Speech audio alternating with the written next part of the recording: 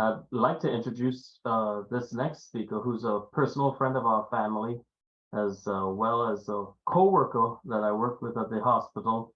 And her name is Rev Katherine Tang. Looking forward to seeing them this weekend, actually.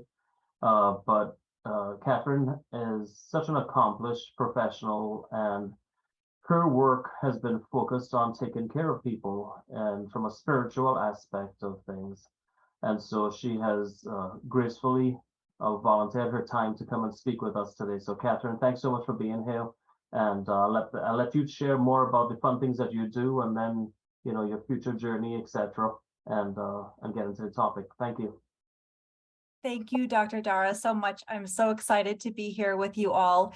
My name is Rev Katherine Tang, and I oversee the spiritual care and volunteer services departments at Banner University Medical Center in Phoenix, Arizona. Dr. Dara and Tava and their whole family have been friends of ours for many, many years. And it's so wonderful to be able to work with him in a professional context. He works with us at Banner University, supporting our security teams, and he's a beloved member of our team. So thank you so much for the invitation today and for the opportunity. As he alluded to, we have some new changes coming up in our family, and I'll be taking a new position in Dallas, Texas in the next 2 weeks to oversee a spiritual care system in healthcare. So we're very excited about that. Appropriately nervous. It's a big change for our family, but such is life. So thank you so much for inviting me, and I'll go ahead and launch into what we're going to talk about today. Our hospital is located in the inner city of Phoenix. We're surrounded, as you can imagine, by a lot of things that you find in inner cities. We have quite a lot of crime in the area. We have a lot of drugs and poverty and homelessness, and just people who live very difficult lives. We're also surrounded by the best Mexican food in the country, people who love their community and are family oriented, and we have an incredibly supportive first responder network. And we're so proud and so happy to be able to work together with our first responders in the Phoenix area. I'm a chaplain by trade, and I've worked in the field of chaplaincy for 18 years. And I also teach community spiritual leaders how to become hospital chaplains. It's a great love of mine. I'm very happy to do that work. And Banner University is an amazing place to do that work. We're a level 1 trauma center. And we have very, very collaborative relationships with police, fire, EMS, security, social workers, just to name a few of the many first responders that we work with.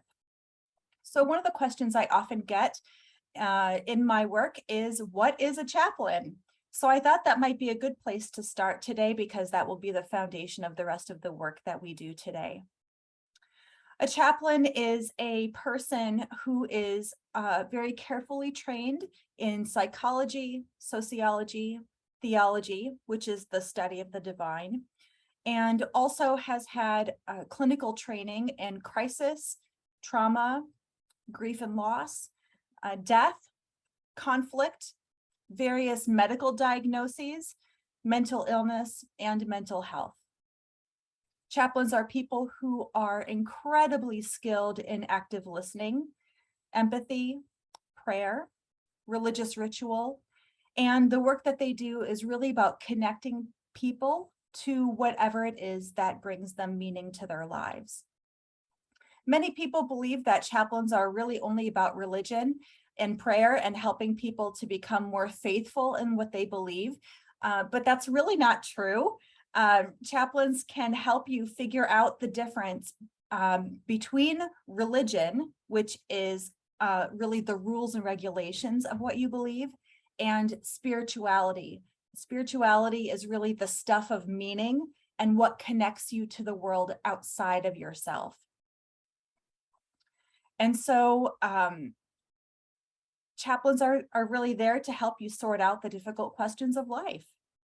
They don't have the answers, But they help you to use your own inner resources to find out what's important to you and to use that information to help you answer your own questions.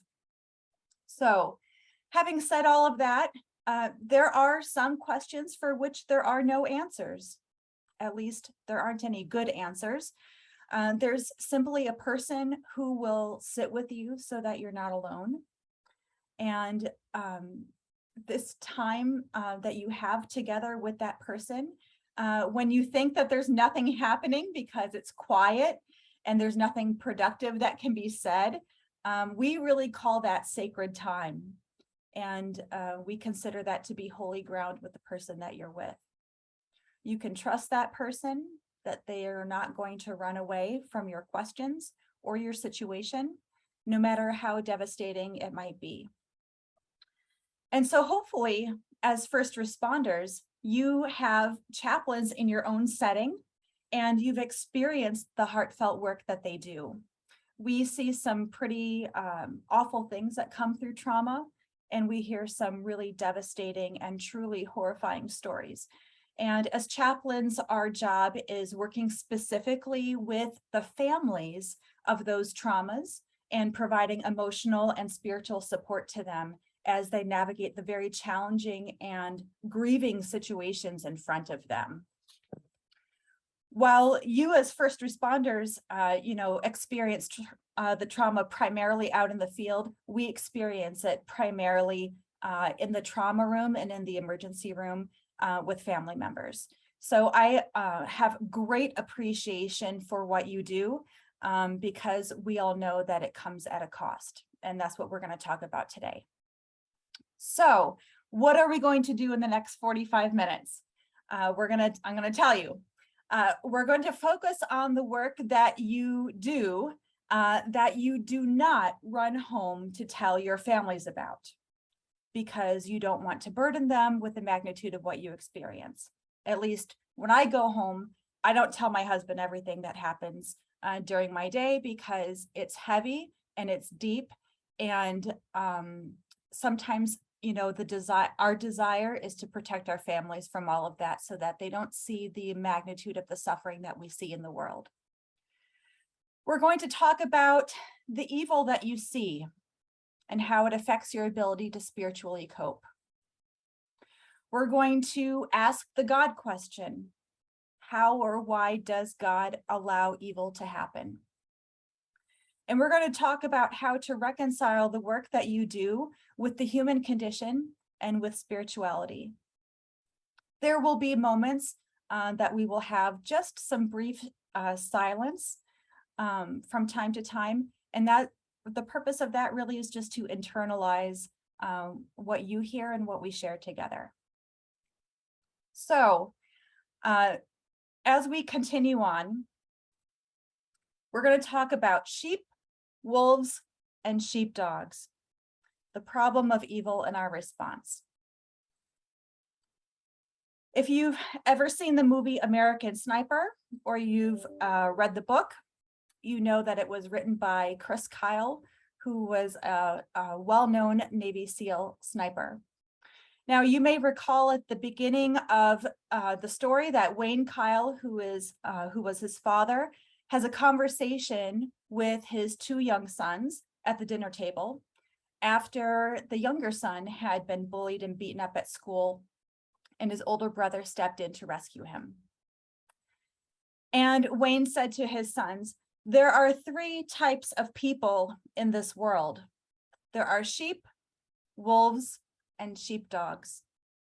Some people prefer to believe that evil doesn't exist in the world, and if it ever darkened their doorstep, they wouldn't know how to protect themselves. Those are the sheep. And then you've got predators who use violence to prey on the weak. They are the wolves. And then you've got those who are blessed with an overpowering need to protect the flock. These are the rare breed who live to confront the wolf. They are the sheepdogs." And then the story goes on to highlight Chris Kyle's military career based on that metaphor. It also highlights the things that he saw and experienced, the evil that was present every day without regard for the sacredness of life, the incredibly difficult decisions that he needed to make in the moment in order to protect the lives of others and himself, the close calls, and how he struggled after coming home from each of his 4 deployments. He relived difficult moments and was triggered by the sounds and the smells and the sights of things that we would perhaps consider everyday life, that were of no threat to anyone. As first responders, these are also the familiar experiences that you may encounter. So what moves each of us to become the sheepdog? Because that's what we're saying, right? When we're given to the option of either being the sheep or the wolf or the sheepdog, the obvious choice of all of us as first responders is to be the sheepdog. Now, there's a reason that each of us made that choice to be the protector, the sheepdog, and not the sheep and not the wolf. So I come from a Judeo-Christian context, and there are stories to support that. So I'm going to just briefly talk about David and Goliath as one of many examples. So David was a young Jewish teenage boy who was being bullied by a very large Philistine man named Goliath. And David wanted to go to war to kill this man who had terrorized every enemy he came across. Through his faith and a little street smarts, David overcame the bully. Now, to be sure, this is a gross overstatement and oversimplification of the story, right? The story goes on and on and on to tell the how about how this all happened. As David tells the story, the text reads from his point of view, and he's giving an argument about his defense. He says, your servant, meaning David, used to keep sheep for his father. And whenever a lion or a bear came and took a lamb from the flock, I went after it and struck it down, rescuing the lamb from its mouth. And if it turned against me, I would catch it by the jaw, strike it down, and kill it. Your servant has killed both lions and bears, and this Philistine shall be like one of them. So David was the living and breathing example of a sheepdog. He was the protector of his sheep, and his goal was to do everything he could to protect his family from Goliath. So the sheepdog is motivated to protect the vulnerable from harm. The problem of evil is that it occurs amongst the everyday life as if it was normal and okay, and maybe even expected for the wolf to win. But we know that it is not. True evil is profoundly immoral and wicked in motivation, and no one ever wins in its presence. Even as the sheepdog, defeating the presence of evil does not leave a feeling of victory.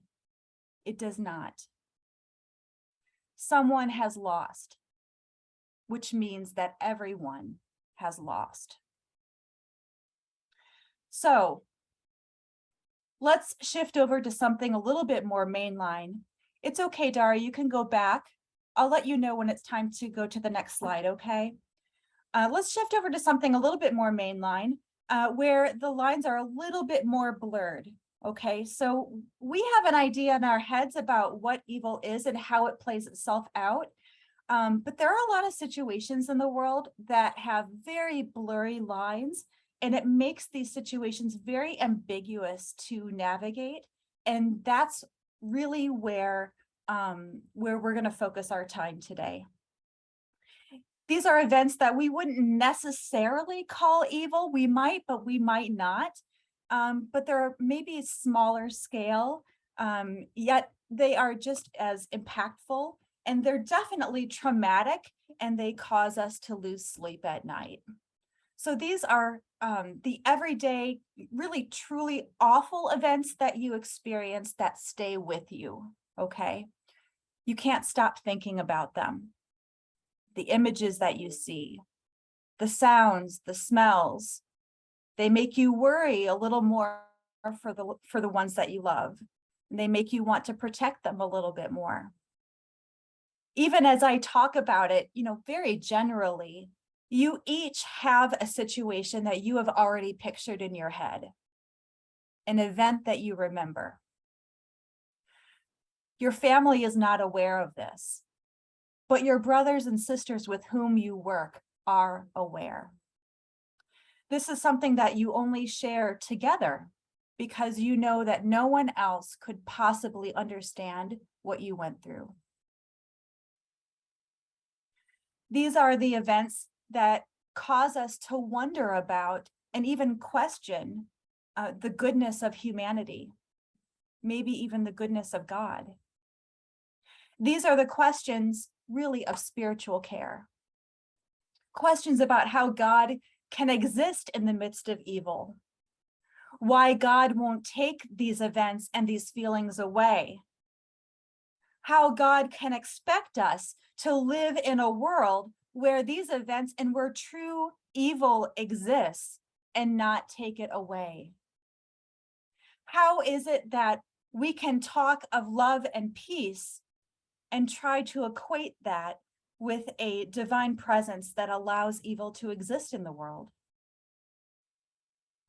Not only that, how can we live in a world where you and I are called not only to be present to the suffering of the world, but sometimes even participate in it or cause it? This is one of the biggest challenges of life. We call it, in chaplaincy, we call it an existential question. It's one of the big questions of life. So in 2017, Lieutenant Colonel Peter Kilner retired from the U.S. Army. Hopefully that name is familiar to you. He's done a lot of writing. He's a very well-known military leader, highly respected. He currently teaches at West Point, and he writes and he speaks extensively on the morality of killing and war-related moral injury. So back in 2002, I think it was March of 2002, he wrote an article that became really a mainstay for combat training in the area of morality and what is called the ethics of killing. And you may be wondering why I want to talk about this. I want to give it a nod just to the concept of it, because as first responders, you really are a witness to all kinds of traumatic events. And sometimes you participate in ways that your body physically does not want to participate. You have to essentially work against all of those influences in your life that tell you that taking a human life is not the right thing to do. You have to push past that sometimes in order to do your job effectively. We are, from the time that we're born, taught that taking a human life is wrong. But some of you very intimately know that in your line of work, sometimes you save a life and sometimes you take a life. And it's important to talk about how you're able to do that. But we also need to talk about the toll that can take on your soul and your humanity over time if it's not addressed. So Peter Kilner writes specifically about killing in combat, but know that this theory of justified killing in self-defense is meaningful even in context outside of the military. I also want to just give a disclaimer that I'm not condoning violence in any way, but I'm providing an educational reference to help frame the work that you do and our discussion. So Kilner writes, it is morally permissible to kill another person only under certain conditions. That person has, the person that is a suspect has consciously decided to threaten your life or your liberty. That person is imminently executing that threat, and you have no other reasonable way to avoid the threat. Those are the conditions. So all four of these conditions, a conscious choice, a threat to human life or a comparable value, an imminent threat, and no other possible life-saving option. All four of those conditions must be met to ensure that the killing of another person is morally justified by self-defense. So keep in mind that soldiers do not have a non-lethal option. If they flee the enemy will pursue them. Okay. So now, Dara, if you would mind going to the next slide, we're ready. We're going to talk a little bit about moral and spiritual injury, what it is and what are the consequences of it. I hope you're able to see that entire picture. If you're not, go ahead and just move the images around, the Zoom images, and hopefully you can see the whole thing. So I want to talk a little bit about, we're going to talk first about moral injury, and then we're going to talk a little bit about spiritual imagery. What we've previously outlined now is what it means to do something that you would never do in your non-work life, precisely because it's a criminal act. So I want to talk a little bit about the consequences of cumulative trauma, either because of something you've done on the job or not done on the job due to perhaps an order from a superior or a circumstance of the event. There's a lot of discussion about moral injury, especially over the last 10 years. And it existed well before COVID, even for healthcare, although it wasn't really talked about too much in healthcare before. That's my context, so that's my frame of reference for it. But the conversation really resurfaced for healthcare both during and after COVID. And so what we know about moral injury is that it originated as a combat term that now applies to a number of different vocations, including all types of first responders. Moral injury is when you see or do something that goes against your individual values and moral beliefs. It's when you see or do something that goes against your individual values and moral beliefs.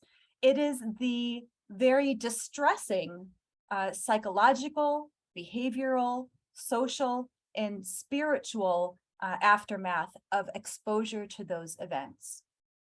It's a feeling inside that you're doing something that you don't want to do because your belief system tells you it's wrong. Okay. So in our previous discussion, we outlined the four circumstances that must be present in order to determine a justified killing of another human being. But moral injury is not just about justified killing, of course. It applies to any situation in which your values are being challenged in a significant way, and you're being asked or ordered to do something that goes against the very fiber of your being. It challenges your moral framework, your beliefs about what is ethical and what is not. It challenges all of that. Moral injury is about what happens after an event, when you've had really the time to think about what's happened and your role in it. Symptoms of moral injury include guilt, shame, self-harm, social withdrawal, substance abuse, and engaging in risky behavior. Those are some of the more formidable symptoms of moral injury. This is something that occurs over time. In recent years, psychologists and chaplains have determined that there is still, even something missing from that conversation. So when we talk about moral injury, it's not just about going against a feeling. It's really about going against everything that you've been taught from a young age. So what chaplains and psychologists determined is that there's really a wounding that happens in moral injury. And that wounding has only recently been captured. What what professionals are calling it now is a soul wound. A soul wound, a spiritual injury that is different than moral injury. And so that's what's being captured in the last column of the chart that's before you. What we believe in Judeo-Christian circles is that the soul is not separate from the body. It is the life force of the body. The soul internalizes and interprets the experiences of the body differently than any other circulatory or neurological system of the body. The soul sees itself as interconnected to something greater than itself, whether that be nature or humanity or the universe, or perhaps also a divine source. This might be God, but it might be another spiritual entity. Spiritual injury takes everything that's already included in the discussion of moral injury and goes a step further. It's defined as the intra and interpersonal damage. Intra meaning within ourselves, and inter meaning within other people, between us and other people. The intra and interpersonal damage to souls brought on by significant trauma, including the rupture to foundational religious values, beliefs, and attitudes, the inability to healthfully participate in a human faith community, and the temporary or permanent loss of a transcendent relationship to God. Transcendent meaning between us and God. And that primarily manifests itself through questions that we ask ourselves or maybe others about forgiveness, doubt, truth, meaning, and hope. So in column 3, so you see in this chart, there are 3 columns: personal, organizational, and divine. And that really defines the different types of moral injury and how it happens.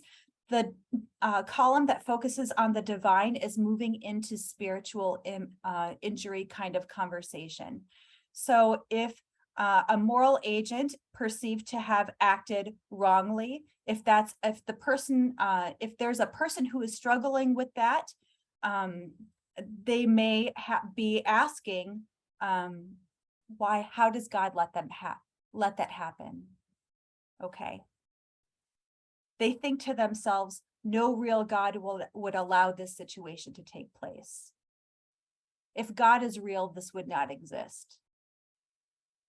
And so if you've been taught that your whole life, but your experience is counter to that, you don't always know how to reconcile that together. So then people sometimes assume that it must be them, because if God is perfect and we are not, then we must be the people that have a faulty understanding.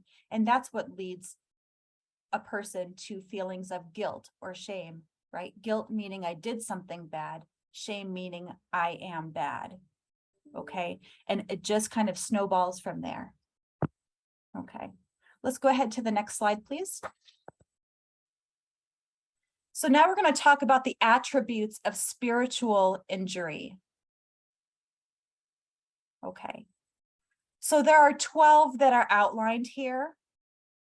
And we're just going to briefly kind of go over them. I'm not going to talk in a lot of detail, but just to define them briefly, because I think not all of these have to be met in order to be able to say that you are suffering a spiritual injury.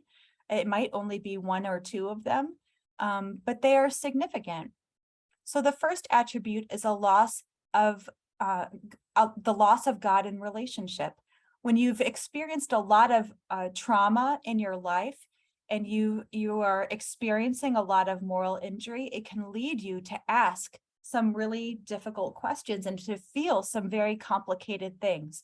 So a loss of God in relationship really means that you feel perhaps you're feeling abandoned by God, or because you feel abandoned by God, you reject God altogether, right? So it's that feeling of I've gone through and I've witnessed significant trauma, and God did not stop the trauma, therefore God must not exist.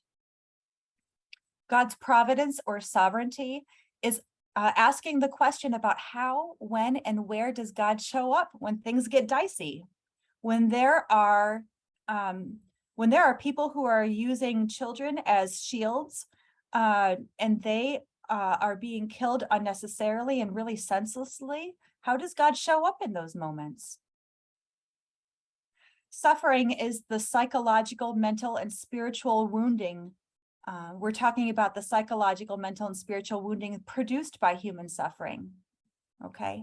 When we identify our own suffering, it's because we are witnessing the tremendous suffering of others with no way to reconcile it.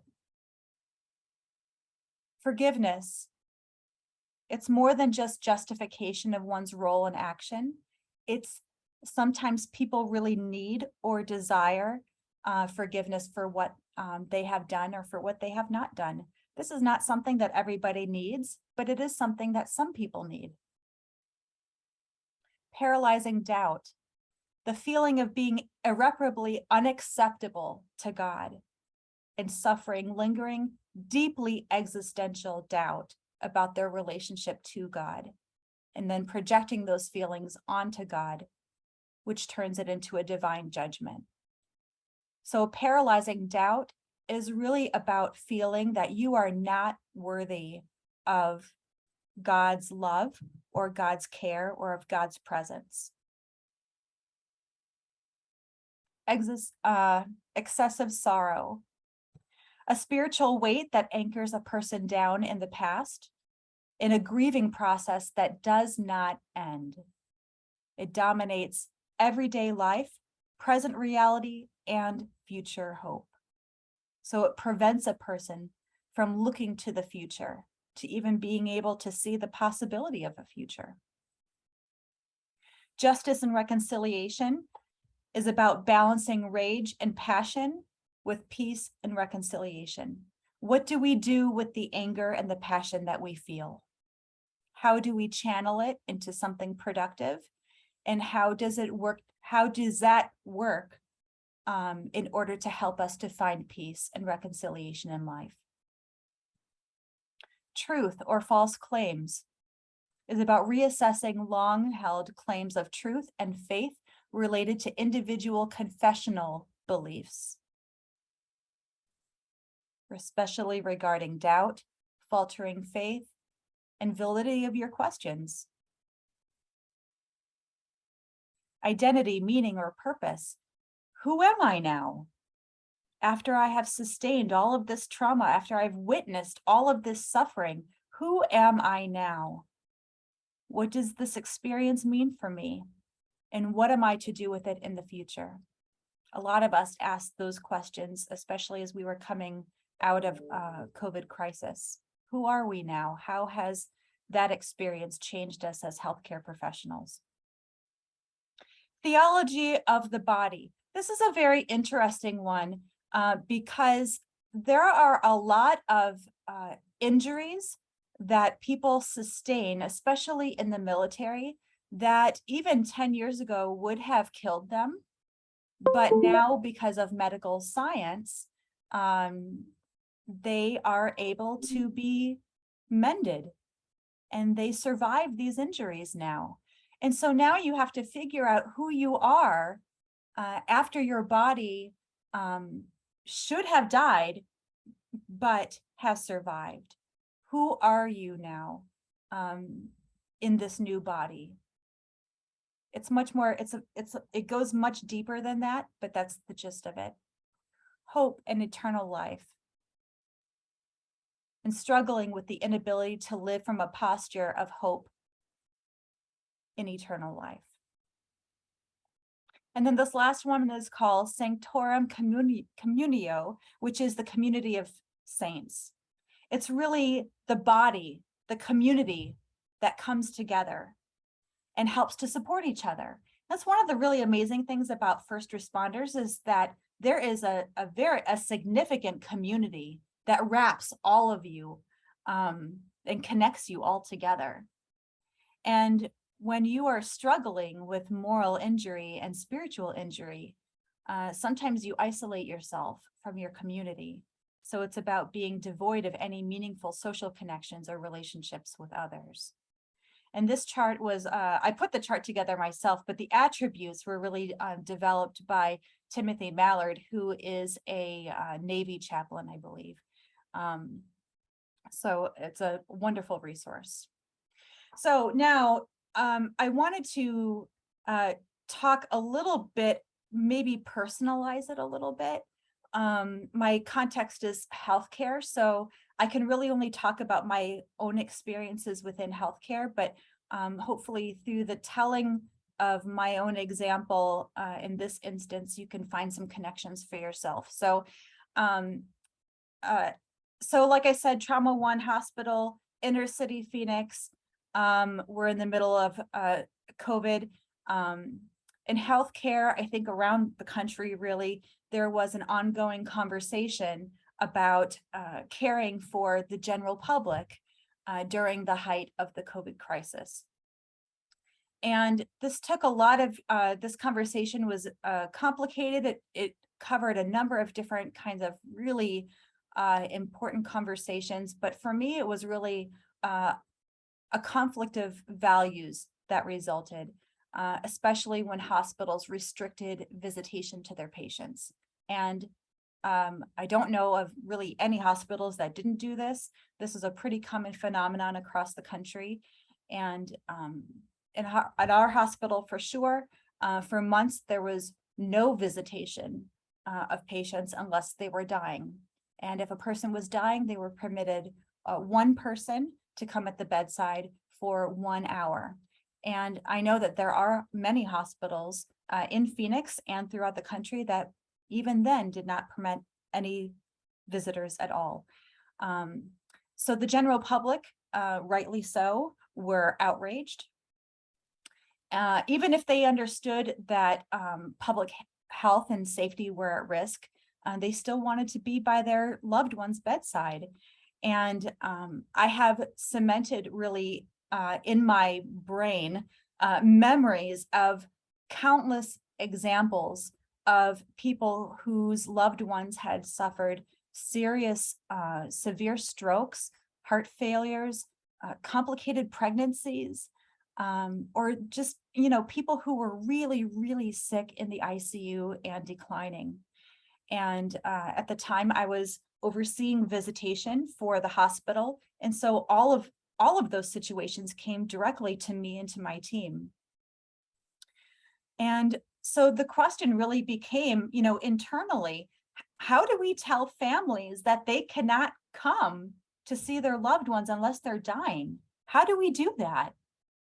And I think people in their outrage, they didn't always deal with their anger in productive ways. There were many families who threatened me and members of my team.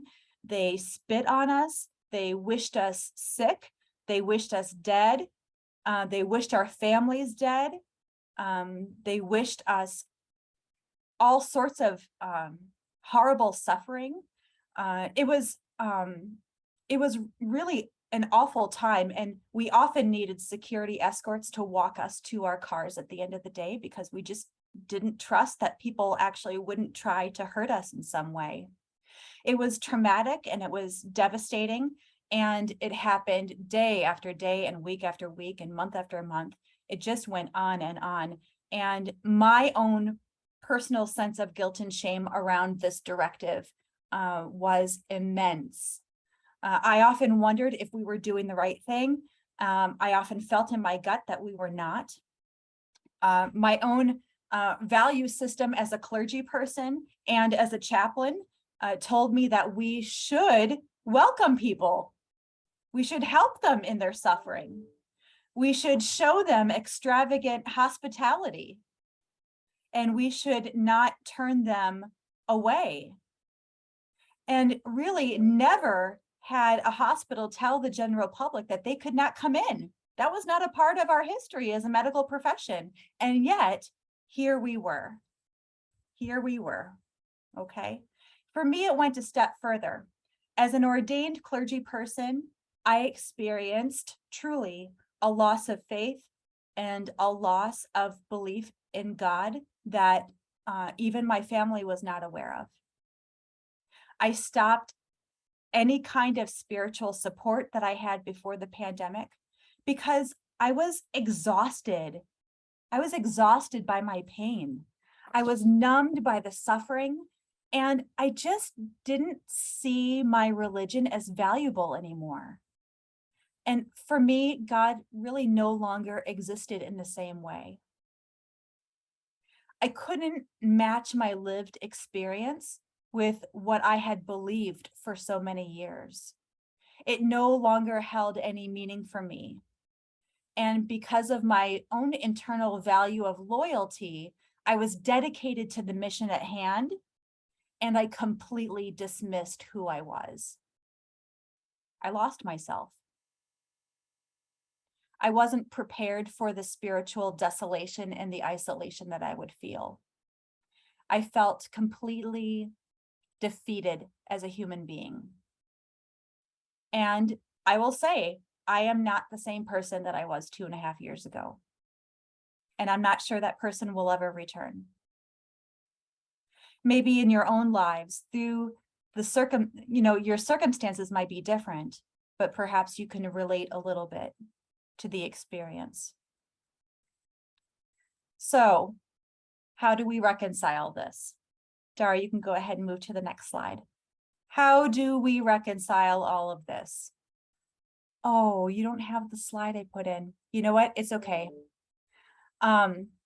So I had a beautiful image of an Ebenezer stone. Okay, it's all right. Okay, so how to reconcile these experiences and these feelings. Your beliefs say one thing, your experience says another. How do you make sense of it? How do you know what to believe when the world shows you its worst? How do you know? How do you live through it and keep your soul intact? How do you do it? Here's what I'm not going to do today. All right. I'm not going to sit here and tell you all kinds of fluffy, sentimental anecdotes about the love of God, that he doesn't give you more than you can handle, that there's purpose in your pain, that if you just have more faith and just pray a little harder, it'll be okay. I'm not going to tell you any of that. All of that implies that you are the problem and that God is blameless. And frankly, I think you deserve better than that. And sometimes it's okay to blame God. Sometimes it's even just. I'm also not going to tell you what to believe about the presence of God in the midst of evil. I myself don't know. I don't think anybody does. And for me, that question will be a mystery until the day I die. What I do know is that in my own times of deep suffering, even when I have felt completely alone, I know in my gut that God also knew what it meant to suffer. The God that I believe in is one who takes on human characteristics and suffers with me, not one who watches me suffer from a distance without any emotional connection.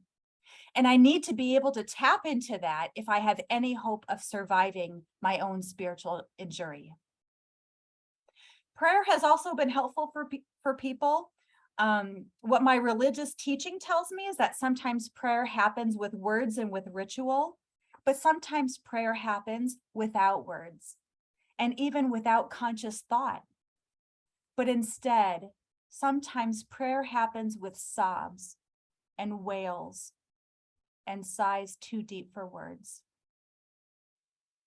If that is the case, I have witnessed and prayed a lot of deep prayer. And sometimes that's all we can muster. And it's good enough. If you are a praying person, I do believe that God hears those prayers. I think there's also something to be said for building buffers and boundaries against our own temptations of evil and cynicism. When we are surrounded by repeated situations of domestic violence, senseless death, military torture, especially against animals and children, or threats against our livelihood or our personhood, our resistance to temptation goes down after a time.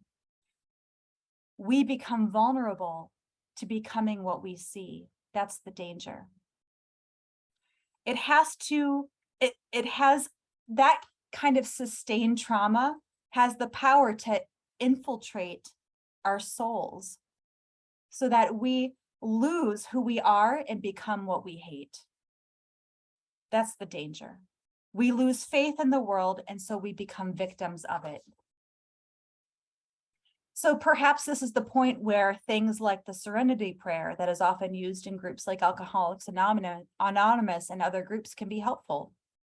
Maybe it's about having a sharp clarity over the things that we can control and knowing what we can't control, and just really trying to let go of what we can't control. And instead being founded upon integrity and moral ethics over what we can control. Does that make sense? We can't control the evil that other people do, but we can create boundaries to protect the innocent from violence.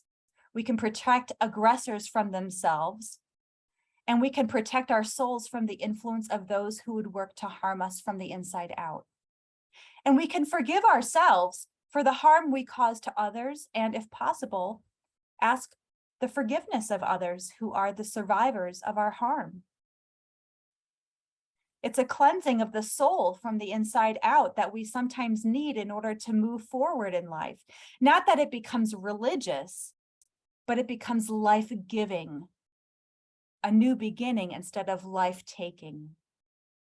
To be able to focus our energy on something, anything meaningful, is to find hope. And hope is really the key to our survival. Finally, I think to have gratitude for everyone who comes before you and has paved the way for you is a way to give a gift of love to yourself when you feel isolated from your community or from your spirituality or even from yourself. And I want to just end with an example from a theologian. She's my age, actually. She's in her mid-40s. Her name is Kate Bowler, and she is from Winnipeg, Manitoba, Canada. And she's an author. She's a professor at Duke University, and she is a survivor of stage 4 cancer. She recently wrote a book called Good Enough, which is a collection of devotionals for what she calls a life of imperfection. These are devotionals that are meant to help you just survive the day. And she writes a reflection on the concept of foundation, that we all have people behind us who have been influencing us, teaching us, motivating us, and making us who we are. And she writes, when I was really sick and worried about dying too young, I kept trying to picture how my son, who was a toddler at the time, would remember me. Would he remember my laugh? Would he know how it felt every morning when I pulled him under the covers and we would talk about our hilarious dreams from the night before? I thought about him all the time. When do children develop long-term memory? How much am I in there? Then one day, my doctor said something wonderful. She said, Kate, you're in there. The foundation is the part that doesn't show. Whether it is our parents, siblings, teachers, mentors, friends, churches, synagogues, mosques, community centers, recovery groups, or neighbors, people have been pouring into us. We are standing on a foundation. It should come as an incredible relief. Our only job is to build on what we've been given, and even then, even our gifts we can trace back to the creativity, generosity, and foresight of others. Thank God we are a group project. So maybe my parting question for you today is, whose foundation are you standing on? And may it be one that continues to grant you abundant life and peace. Thank you so much for your time today.